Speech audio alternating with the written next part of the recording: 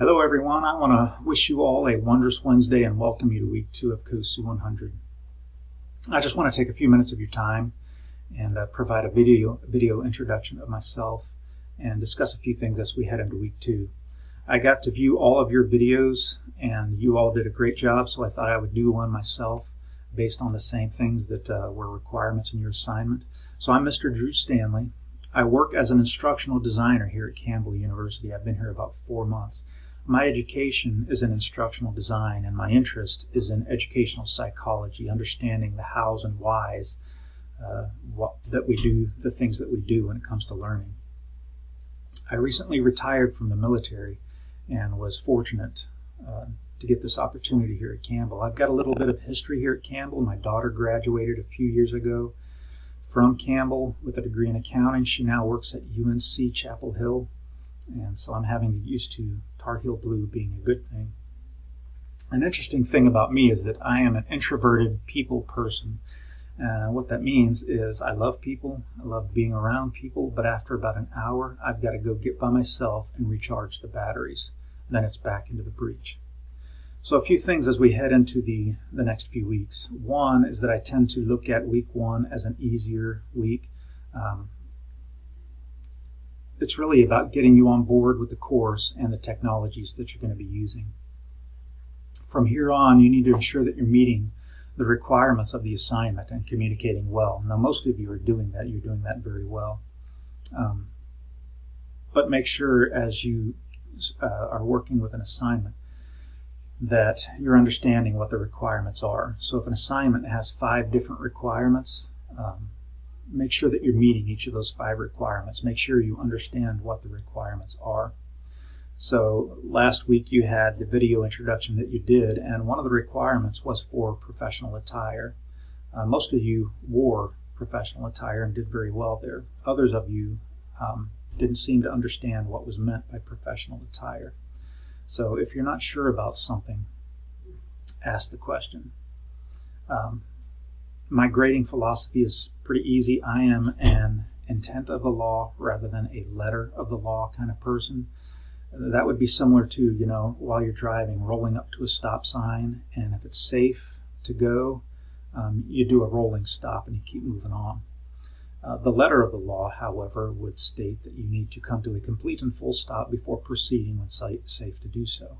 How does this work when it comes to grading? Well, what I'm most concerned with in your assignments is that you are meeting the requirements well, that you understand what the requirements are, what's being asked of you, and that you've communicated well with me just how you meet those requirements. That, to me, is B-level work. So if you're meeting all the requirements, and if you're communicating effectively to me that you know what you're talking about, that you know what you're doing, you're going to earn a B on an assignment, okay? A-level work is going above and beyond. That's where really great grammar, perfect formatting, that's where that all comes into play, all the jots and tittles, okay? That's the professional grade, above and beyond. I'm giving more to my customer than what they've asked of me type of work. And that's what I want to see in your assignments, okay? Also, don't be afraid to work with each other. You've got 13 other students in this course. You can email each other, work with each other online. Make sure that you're communicating with your fellow students, especially if you're not quite sure what an assignment is asking for or if you're struggling with something. I've created 2 new discussion forums in our discussion board.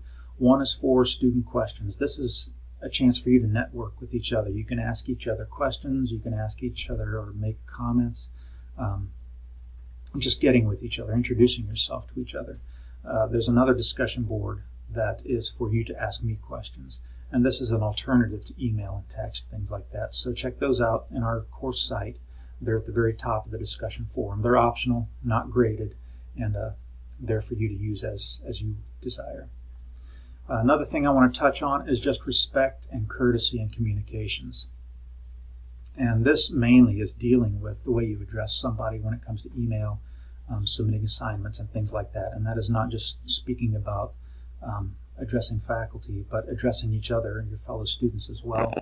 So make sure if you're sending emails that you are addressing that person by name or title, and try to find out what they prefer and what I use as an indicator there is just what a person or how a person signs off their email themselves. So typically when I'm emailing you, I'm going to call you Mr. or Ms. and then your last name, unless you've sent me an assignment or an email or something else with your first name suggesting that you prefer to be called by your first name.